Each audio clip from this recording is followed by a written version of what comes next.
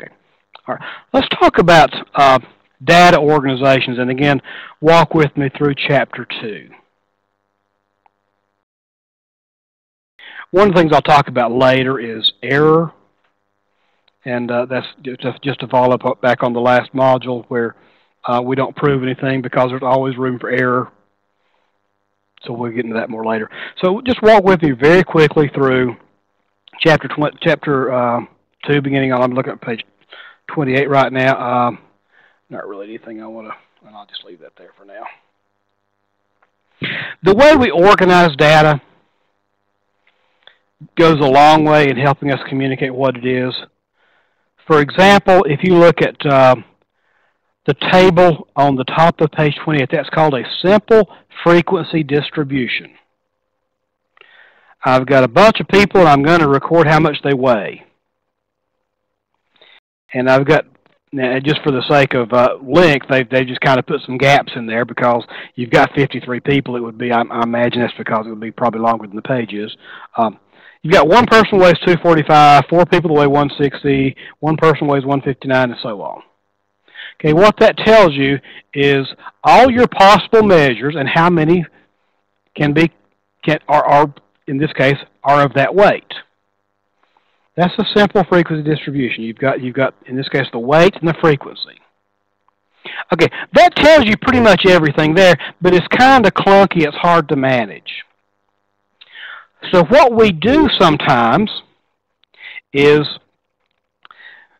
we group categories together into what we call a grouped frequency distribution, the example of which you see on the bottom of page 29.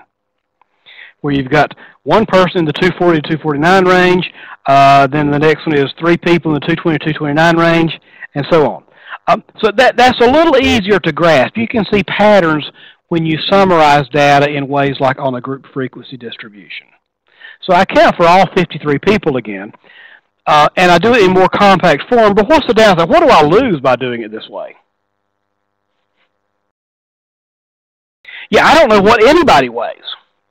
I just kind of see, just glancing through here, that, you know, I could not have seen with the simple probably, you know, it looks like most people weigh in this sample between 150, 170 pounds. That's easy to see, where I couldn't see it earlier.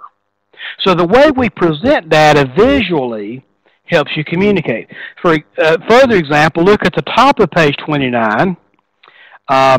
Students in a theater arts appreciation class rated The Wizard of Oz on a 10-point scale from 1 to lousy to 10 is excellent. One of my favorite movies. I give it a 10, but that's just me. And you see how many? 1, 2, 3, 4, 5, 25 people. You see 25 numbers. They're all kind of spread out. Now, you can get all kinds of information out of that, but how much of it is pretty evident? For example, what's the lowest score? You skim through it, you see 1, but you had to skim through it first.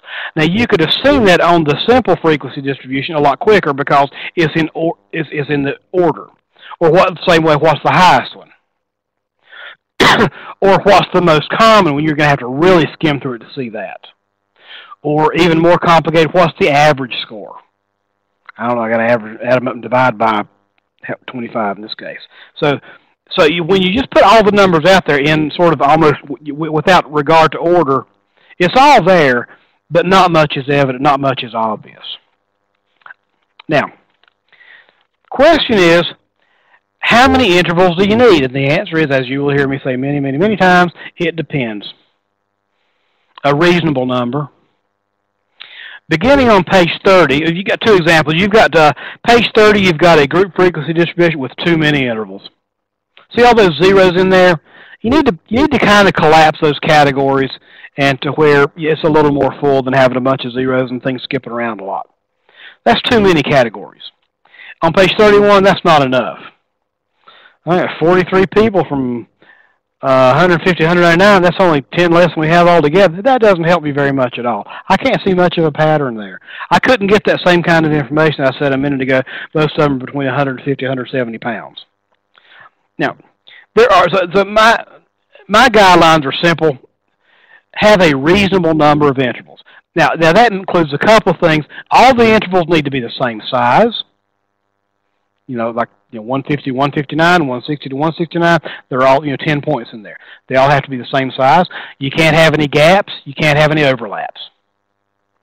Or kind of in even simpler language is just a place for everything and everything in its place.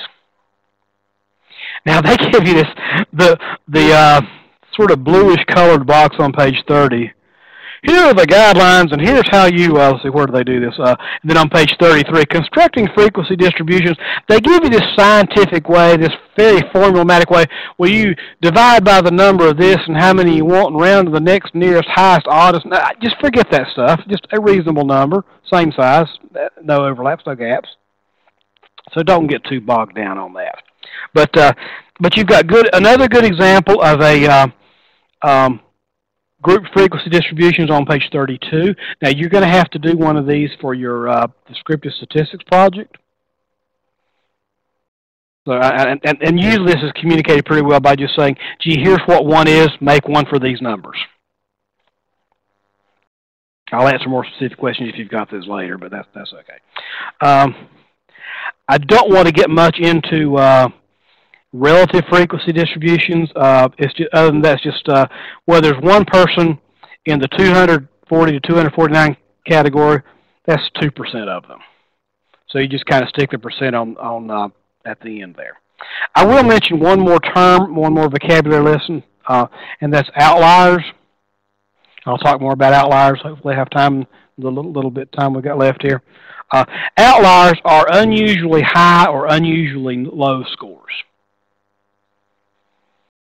If in your classroom, pretty much everybody made between 80 and 100 on a test, and you had somebody who made 15, that 15 person would be an outlier, extremely low. I'll give you more examples of those too.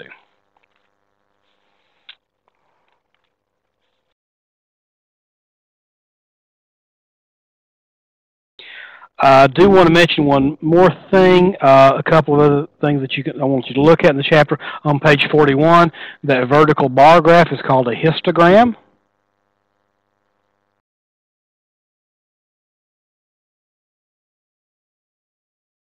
And the next step from a vertical bar graph is a frequency polygon. For example, and that's simply made by just taking the midpoints, the tops of those bars. Oops.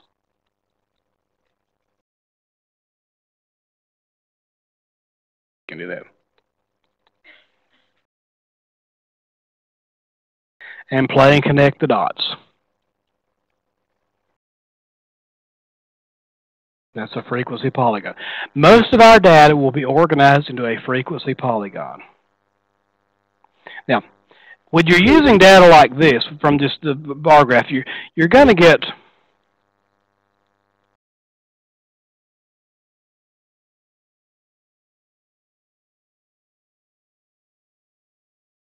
kind of jagged edges there. They shouldn't go down like that.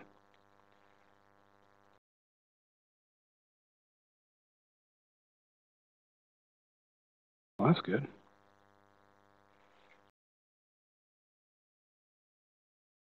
Okay, kind of jagged edges. But if you've got a bunch of data, those jagged edges tend to look more rounded off.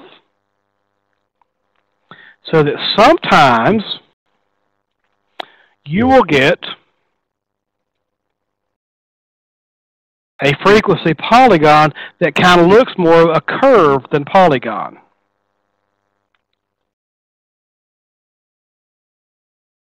For example, you see this a lot. What do you know that as? That's two words. The common name for it is a bell curve. Technically, it's more of a normal curve. I'll talk about what's normal about that in a minute.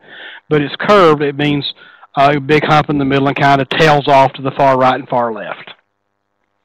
So, and that's a model we can use for a lot of our statistical analyses. Now, let's look at a couple of different examples.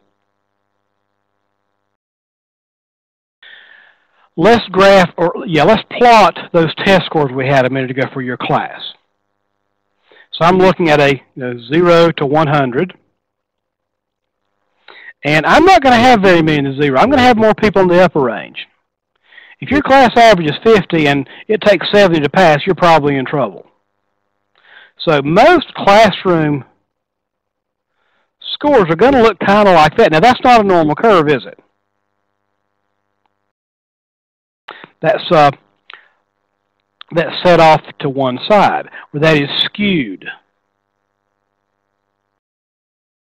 So not everything's normal. Sometimes things are heavier on one end than the other. It's like I said a minute ago, that 15 is an outlier. It's an extremely low score. Now, again, I'll talk about some more outliers in a minute. But my point is that we've got graphs, we've got curves. There are different kinds of curves, different shaped curves. Our normal curve is the one that we're going to use typically as a model. But in real life, with real data, we sometimes have other curves. I'll give you, again, like I say, I'll give examples of that in a minute. Any other questions about this section? I want to talk about just a couple more things before we go this evening.